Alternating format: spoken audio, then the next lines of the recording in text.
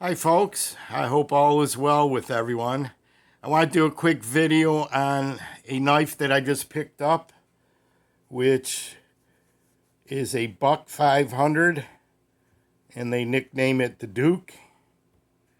And this is a vintage version that's slightly used that I got for $37, actually $44 shipped to the door. So it's still a little bit pricey, but it's much cheaper than the 532, which is $85 shipped to the door.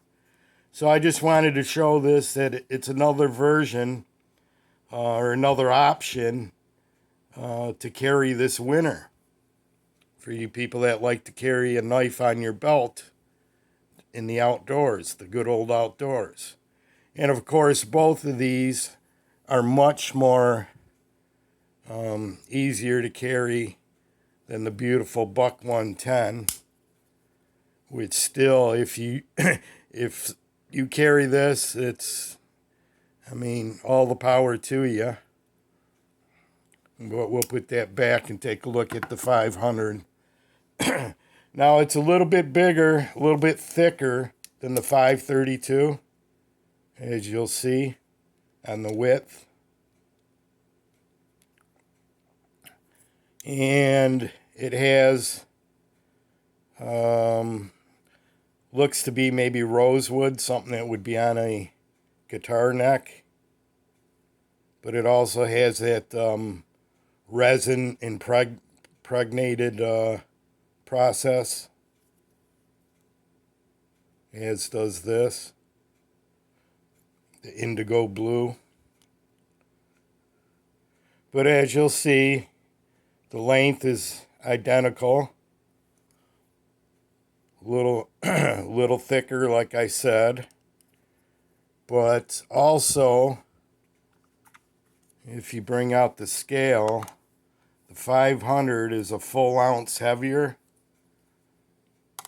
That comes in at 4.7 ounces, and the 532 comes in at 3.7 ounces. But what I do like about the 500 is it fits in the sheath nice and snug with no rattling. So you can hook that right up on your belt. Whereas the 532, because it's a little more slimline, it's going to rattle a little bit, and that could get a little bit annoying. And I was carrying this yesterday to my voluntary work at the gun range, and I sold one. We were outside, it was sunny out, and a friend of mine, when I pulled this out and the sun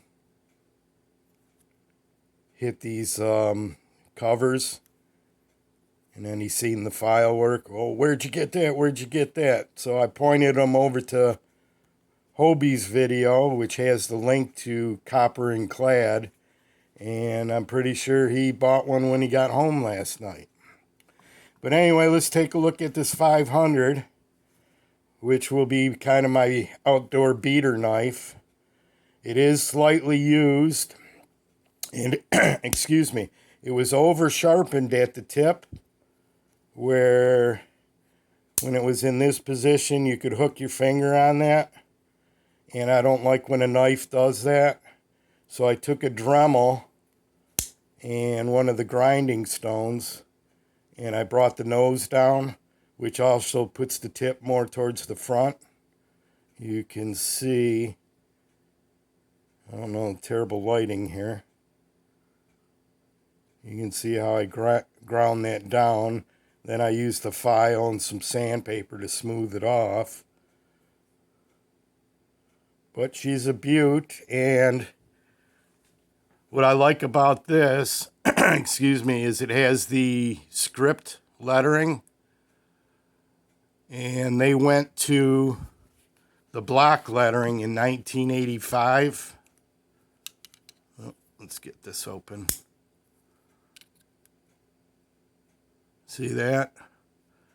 So that dates as pre-1985, but they also didn't go to the wood covers till 1981. So that dates this anywhere between 1981 and 1985.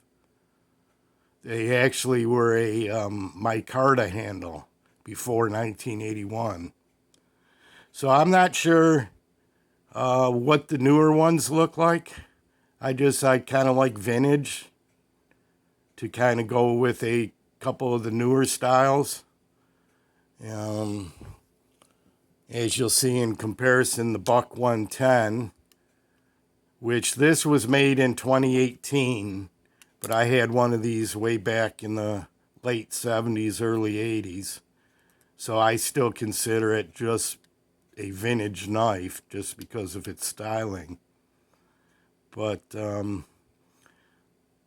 that's a fun carry too. I brought out the massive belt sheath for this one.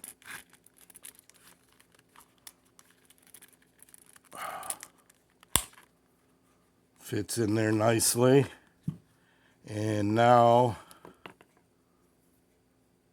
this, which has a real good action to it, can go in here. And the midlock can go in here. So now I got my typical 3 options. And I also want to add real quick before we leave, I've seen Jersey Pete uses mink oil to dress his leather, which is good. I used to use that on my baseball mitt, but I don't like it to get too soft. And I have this Doc Martens Wonder Shoe Balm. It was made in Denmark. This is actually, I've had this since 1995. That's how long it lasts. You only need to use a little amount. Let's see, with the sponge, seams and pattern, the whole item is treated. Only a small amount is needed. And here's what's in it, which is different than the mink oil. Contains coconut oil, lanolin, and beeswax, together with natural oils. But like I said, my wife bought this for me back in the 90s when she also bought me a set of Doc Martens shoes because she got tired of me going out clubbing in hiking boots. Which, you know, hiking boots are probably the most comfortable shoe out there. But, see, I got this here. And let's dress this a little bit. I mean, it just... How's the lighting on that? It'll last for a really long time, put it that way. It's got the beeswax in it. Nothing against mink oil or mineral oil. But this is also a nice option. This leather will soak it right up. I don't know how the lighting's working on here. I gotta get one of them lighting loop things that Pete's got too.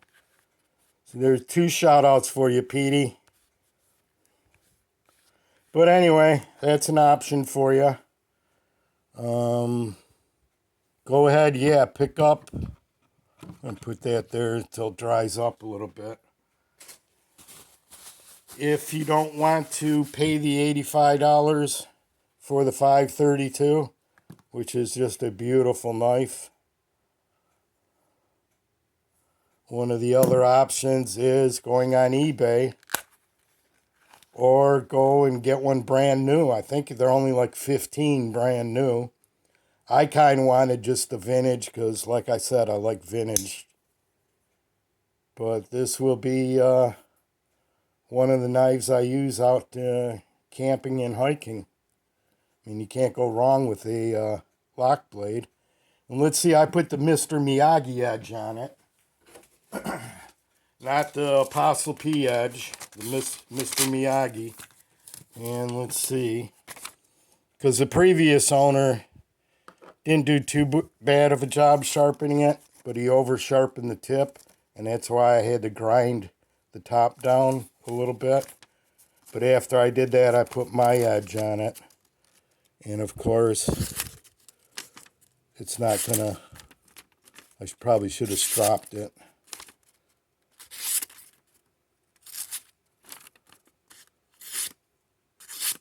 There we go. It does need a little more work. I just hit it real quick.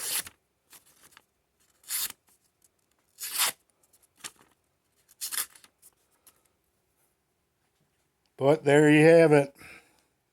The Buck 500 Vintage Duke with the script lettering. So, until next time, my friends, take care. Peace. Bye-bye.